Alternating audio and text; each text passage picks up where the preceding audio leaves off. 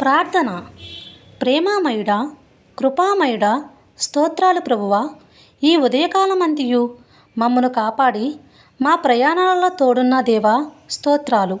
ప్రభువా, ఈ రోజుల్లో సాతానుడు మీ బిడ్డలను సత్యమార్గము నుండి తొలగించడానికి ప్రేమ, స్నేహము, ఆకర్షణ, అబద్ధాలు, మోసం అనే ఆయుధాలను ఉపయోగించి అందరినీ పాపంలో బ్రతికేలా ప్రేరేపిస్తుంది.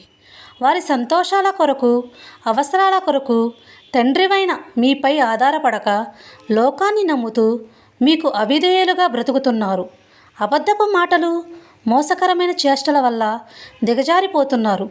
ప్రభువా, ఎవరైతే అబద్ధాల మాటలకు లొంగి మోసపోతూ జీవితం నాశనం చేసుకుంటున్నారో వారిని కాపాడండి ప్రభువా.